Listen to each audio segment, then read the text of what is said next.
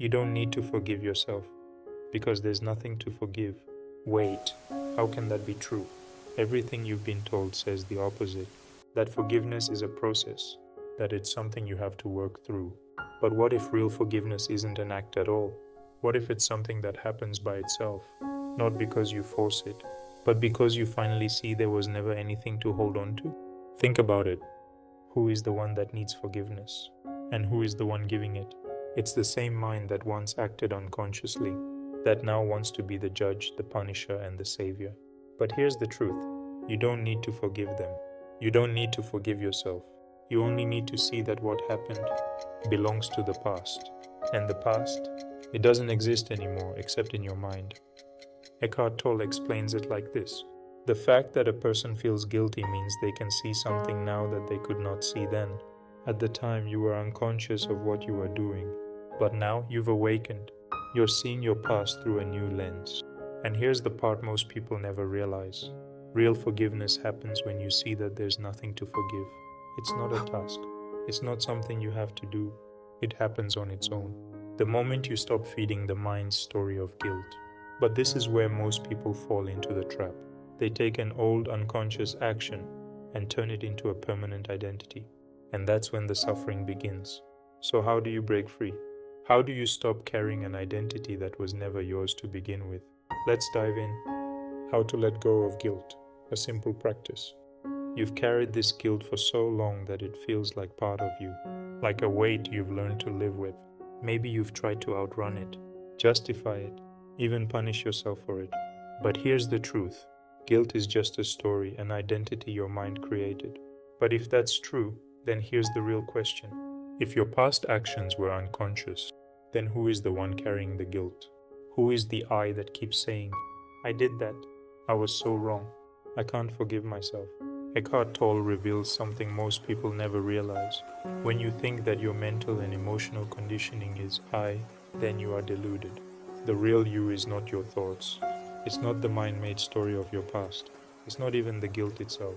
So if guilt is just an illusion the mind creates, why does it feel so real? Because your mind doesn't just tell the story, it replays it over and over, like a movie stuck on repeat. And the more you get pulled into it, the more real it feels. Not because you choose to feed it, but because you've been conditioned to. And here's the tricky part. Your mind convinces you that guilt is necessary, that holding on to it somehow makes you a better person, that if you let it go, it means you don't care. But that's just another illusion. It's not through forcing forgiveness. It's not through repeating affirmations. It's not even about trying to let it go. It's about stepping outside the illusion. But how do you do that? Let's break it down step by step.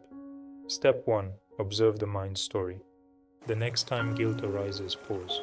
Don't fight it. Don't try to push it away. Just watch. Ask yourself, what thoughts are repeating right now? What is my mind trying to make me believe? At first, it may feel like guilt is in control, like it's who you are. But here's the trick. Guilt is only powerful when you engage with it. The moment you become the observer, something shifts. Instead of drowning in guilt, you start seeing it for what it is. Just thoughts passing through the mind. And here's where the real magic happens. The moment you watch the mind, you are no longer trapped inside it. And that's when guilt begins to dissolve. Not because you forced it to, but because you finally stopped feeding the illusion. Now let's take this even deeper. Moving on to the second step, which is finding the space between the thoughts. You've watched the guilt. You've seen the story your mind tells. But now it's time to take it a step further. Instead of following the thoughts, shift your focus to the space between them. That silence, that stillness, that's you. Not the guilt, not the past. Just pure awareness, watching everything without judgment. Imagine this. You hurt someone you love. Maybe it was a careless comment, a decision you regret, or a moment where fear got the best of you. At first, guilt seems right, like proof that you care. But then days pass, weeks, maybe even years. Yet the guilt hasn't left. You replay that moment over and over. You hear the same thoughts on repeat. Why did I do that? I should have known better. I ruined everything. And the worst part?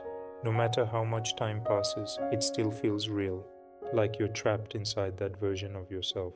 But here's where everything changes. Listen for the silence between them. That space, that stillness, that's the real you. Not the guilt, not the story. Just awareness, watching without judgment. Guilt only exists when it has thoughts to cling to. But in the space between thoughts, it has nothing to hold on to. And that's when something shifts. The weight begins to dissolve, not because you forced it, but because you stepped into the only part of you that guilt can't touch, the real you. So, how do you stay in that space longer? Let's move to step 3. Stop feeding the ego's identity. If you were still as unconscious as you were back then, you wouldn't even feel guilt. The fact that you do feel it now, it means you've woken up. You see what you couldn't see before, and that's when the mind plays its trick. It takes an unconscious action from your past and turns it into an identity. Instead of seeing that was unconsciousness playing itself out, your mind says, I did that, that's who I am. And just like that, guilt becomes your prison. Eckhart Tolle puts it simply. Guilt says, I did that. But what does that mean? What is the I that you're talking about? At the time, your actions came from unconscious conditioning.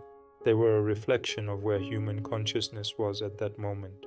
But that's not who you are. Yet the mind loves to create an identity, even if it's painful. Because as long as you hold on to guilt, the ego survives. It doesn't care if the identity is miserable. It just doesn't want to disappear. That's why some people carry guilt for years. Not because they need to, but because they don't realize that the one holding on to the past isn't even them. The ego will try to pull you back in with thoughts like, I shouldn't have done that. I'll never move on. But now you know the truth. The only way guilt survives is if you believe the thoughts.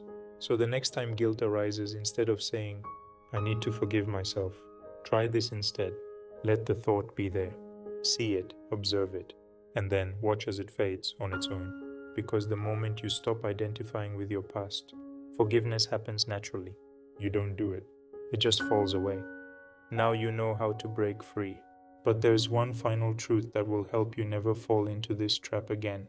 Let's bring it all together in the conclusion. The end of guilt and the beginning of freedom. You don't have to force forgiveness. You don't have to fix the past. Because now you know the truth. Guilt only survives when you identify with it. But the moment you step outside the illusion, it loses its power over you. And now you're free. Guilt was never something you needed to solve, because there was never anything to forgive. The past wasn't a reflection of your true self. It was unconsciousness playing itself out. And now that you see it for what it is, guilt dissolves on its own. The mind may still try to pull you back, but you don't need guilt to grow. True freedom begins the moment you stop identifying with the past and step fully into presence. Eckhart Tolle reminds us, be here completely, as if meeting life for the first time, every time. Because peace doesn't come from forcing forgiveness. It happens naturally, the moment you stop feeding the illusion of guilt. So take a deep breath and ask yourself, what's one past regret you now see in a new light? Drop it in the comments. Let's grow together.